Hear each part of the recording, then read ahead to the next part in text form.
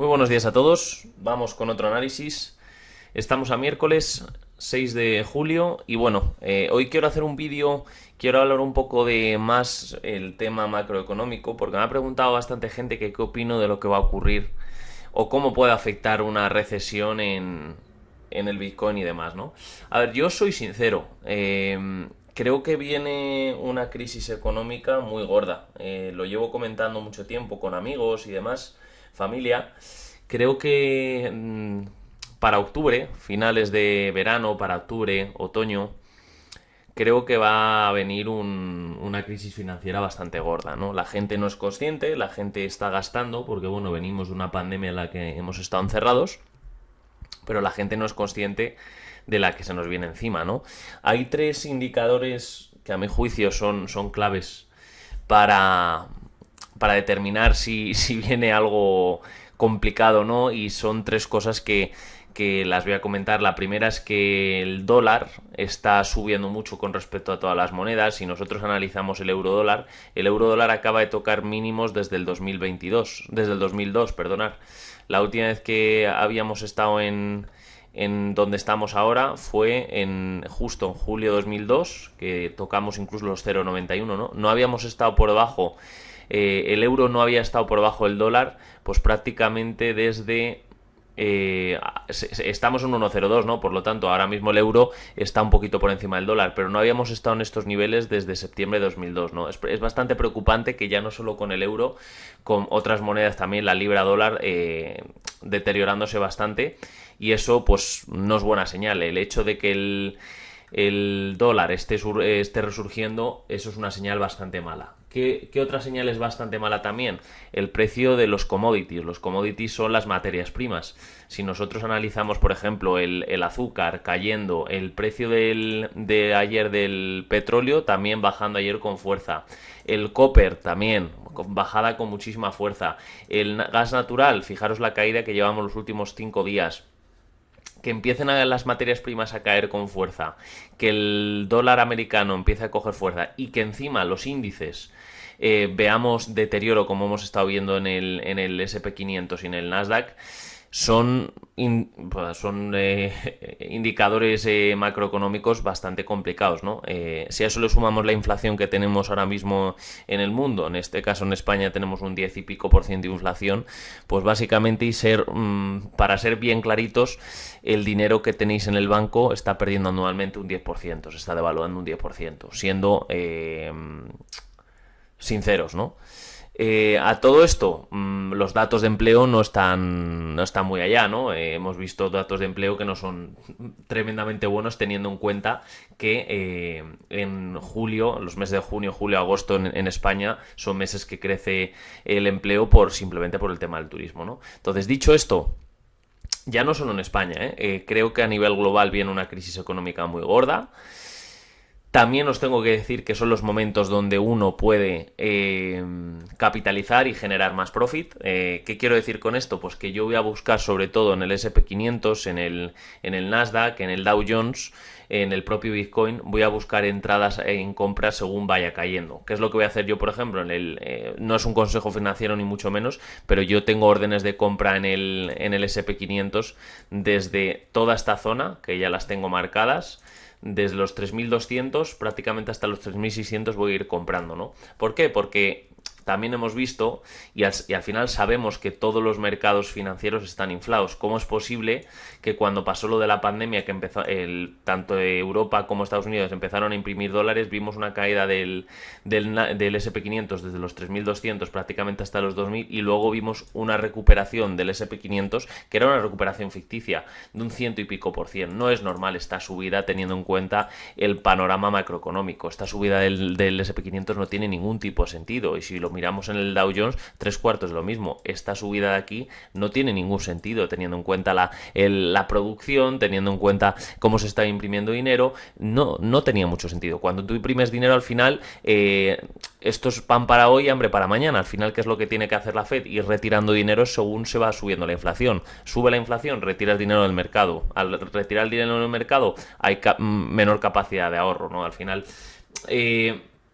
es complicada la situación en la que viene. También os digo que en cuanto al Bitcoin se refiere, que es lo que creo que el Bitcoin, y os soy completamente sincero, creo que se desmarca de todo este panorama. Los llevo pensando tiempo, lo llevo analizando tiempo, al final las noticias en el Bitcoin creo que vamos por otro lado, ¿no?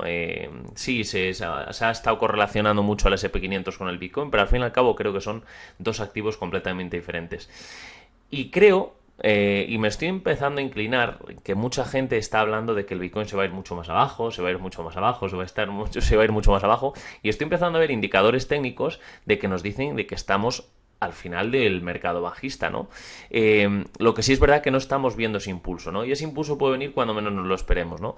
¿Por qué he marcado aquí estos redondeles en el Bitcoin? Porque básicamente estamos formando máximos cada vez menores, es decir, no estamos superando los máximos anteriores. Ahora mismo tenemos un máximo, que es en los 21.800, y luego tenemos mínimos cada vez mayores. Este mínimo es menor que el anterior. Entonces, ¿qué tiene que ocurrir en el Bitcoin para que de verdad veamos un impulso contundente? Necesitamos romper la zona de los 21.8. Tengo aquí marcada la alerta. En el momento que rompamos este máximo, habremos formado máximos y mínimos crecientes, que no hemos hecho eso desde hace muchísimo tiempo, ¿no? Nos íbamos marcando cada vez los máximos eran menores. Estábamos viendo que los máximos cada vez eran menores, ¿no? Entonces, al tener los máximos cada vez menores, no vemos tendencia alcista, entonces no hay capacidad de recuperación. Otra cosa es que hubiésemos visto correcciones más importantes. Por eso os digo, hasta que no veamos un impulso fuerte en el Bitcoin, no voy a pensar que hemos tocado suelo, ¿no? Al fin y al cabo, necesitamos superar, como os acabo de comentar, los 21.7, 21.8. En el momento que eso lo hagamos, habremos confirmado dos cosas. Habremos marcado un nuevo máximo, habremos roto la media móvil roja y, sobre todo, en gráfico de semana, lo que os llevo comentando todo este tiempo es que es necesario romper la media móvil de 200, que más o menos está en 22.6. Si hacemos eso en gráfico de semana, creo que será muy buena señal, ¿no? Eso por parte del Bitcoin. Repito, creo que nos desmarcamos en cuanto a los datos macroeconómicos. Creo que el Bitcoin va por otro lado. No, creo que no sigue ese patrón como todo lo demás. Y bueno, ayer el Bitcoin vimos que se deterioraron según el Bitcoin caía hasta los 19.7, 19.5, 19.4, las altcoins tiraban y al final luego las altcoins se resintieron cuando el Bitcoin cerró más arriba, ¿no? Ahora estamos viendo, seguimos en la misma zona, ayer las altcoins se deterioraron con fuerza, hoy las altcoins vuelven a resurgir un poquito. El máximo tiempo que permanezcamos aquí, tampoco queremos estar muchos más días, porque con que haya entre 6 y 8 velas de diario es más que suficiente. Ya tenemos 1, 2, 3, 4, 5, 6, 7, 8, 9, 10, 11 y 12. O sea, realmente queremos que se rompa esto cuanto antes. Cuanto más tiempo haga esto, peor. Mucho peor, ¿no? Así que a ver si definitivamente vemos 2 o 3 velas vuelas de la dominancia y caemos hasta los 41 y podemos seguir capitalizando con las altcoins, ¿no? Así que bueno. Más cosas. Os lo iba a comentar. Bueno, todos los que tenéis acceso a... Bueno, todos los que estáis en la comunidad, en la academia mía, vosotros tenéis el acceso al indicador que os da señales a largo plazo. Muchos me habéis preguntado que cómo podemos utilizar esas señales a largo plazo. En el Discord nos avisa, ¿no?, de cuándo llega una señal. ¿Cómo podéis utilizar estas señales? Porque nos avisa de cuándo entra una señal de compra a largo plazo. Básicamente yo lo que hago es trazar soportes y resistencias. Si a mí me está dando una señal de compra más o menos, yo tengo que ver dónde está la siguiente zona de resistencia. Yo, por ejemplo, en Atom compré en su momento cuando me dio señal de largo plazo y me la acabo de quitar. Me la he quitado ayer. ¿Por qué? Porque ya justo tocó una resistencia. ¿Cuánto más o menos la habré sacado esta operación? Pues más o menos un 50% más que de sobra. ¿Por qué?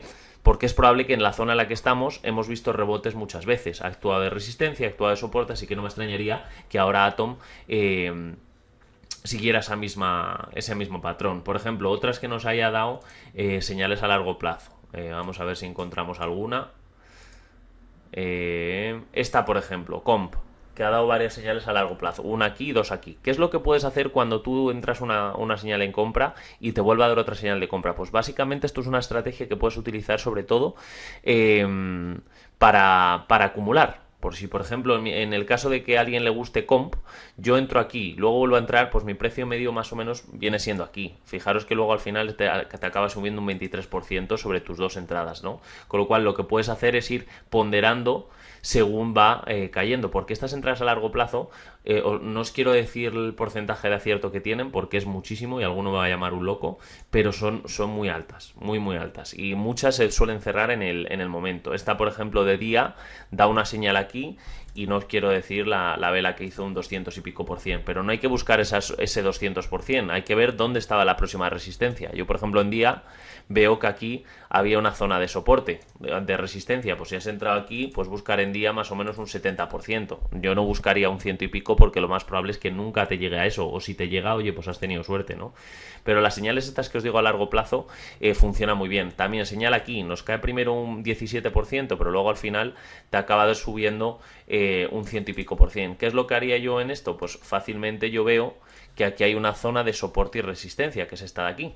Si os fijáis, aquí hizo de soporte, aquí hizo soporte, aquí hizo soporte, y luego hace resistencia y resistencia, con lo cual si yo entraba aquí, ¿dónde me voy a quitar la operación? Pues más o menos en estas zonas, en los 59, busco un 59% de rentabilidad y ya está. Pues eso es como quiero que utilicéis, que busquéis zonas de resistencia y de soporte, porque es la mejor manera para que vosotros podáis capitalizar. Caso de Engine, pues Engine ha dado una señal aquí, vuelve a dar otra señal, ¿y qué es lo que hago? Pues fijaros, realmente después de esta señal, yo veo que aquí hay una resistencia en torno a esta zona, pues a lo mejor en la zona de los 35 me lo quito. Si a eso le sumas que tienes una línea de tendencia, pues mejor quitártela con un 35% de ganancia, porque veis que aquí hizo soporte y aquí es probable que te utilice de resistencia, ¿no? Por eso hay que ir jugando con eso. Vamos, por ejemplo, bueno, vamos a comentar, que no sé si lo hice ayer, el caso de... ¿Dónde está? Omisego. Bueno, Omisego. Muchos me preguntáis, ¿no? Porque es verdad que está en una zona tremendamente buena. No os voy a engañar, Omisego está en una zona espectacular, me gusta mucho, está en zona clara de mínimos históricos. Cada vez que hemos tocado en estas zonas nunca lo ha roto la historia del Bitcoin. Nunca. El año pasado en el 2019 hizo soporte, como podéis ver, salió con bastante fuerza, también en plena pandemia salió con muchísima fuerza, vino otra vez de nuevo en enero de 2021, pegó una subida muy fuerte, volvió a caer hasta estas zonas, volvió a pegar otra subida en septiembre de 2021 y volvemos a caer de la misma manera hasta la misma zona, ¿no? Entonces, es verdad que se ha comportado bastante bien en esta zona de suelo. Ahora mismo se han cruzado las medias, pero vemos que hay una línea de tendencia bastante clara, que ha tocado una vez, dos veces, tres veces y cuatro veces. Yo hasta que no rompa esta línea de tendencia no buscaría la entrada. Básicamente porque lo que os comento también, es importantísimo saber si estamos haciendo máximos o mínimos crecientes, y en este caso se puede fácilmente analizar que venimos haciendo máximos decrecientes. Entonces, al tener máximos decrecientes, a mí no me interesa entrar. Me interesa entrar si hubiésemos, por ejemplo, superado esta zona, o si rompemos por lo menos la línea de tendencia. Al no haberla roto la línea de tendencia y estar formando cada vez los máximos son menores, pues prefiero evitar entrar. Pero pasa también con otras monedas, ¿no? Vamos, por ejemplo, con el caso de PNT. ¿Qué diferencia hay entre PNT y Omisego? Pues básicamente que cuando a mí me da la señal de compra, yo supero los máximos anteriores. Si os fijáis, aquí veníamos haciendo ¿qué? Máximos y mínimos decrecientes, ¿verdad? Aquí vamos haciendo máximos y mínimos decrecientes, aquí tenemos un nuevo máximo que no lo consigue superar, y cuando me da la señal de compra, este máximo es menor que el anterior. Si a eso le sumamos que tenemos señal a largo plazo, si a eso le sumamos que también tenemos una línea de tendencia rota, pues las señales son mucho mejores que otras, ¿no? Entonces, cuantos más factores se añadan a la confluencia, a la dirección donde tú quieres tradear, pues muchísimo mejor, ¿no? Y poco más. Esto era un poquito el análisis que quería hacer, aparte del análisis técnico y basarlo un poquito más en el análisis fundamental de lo que me espero.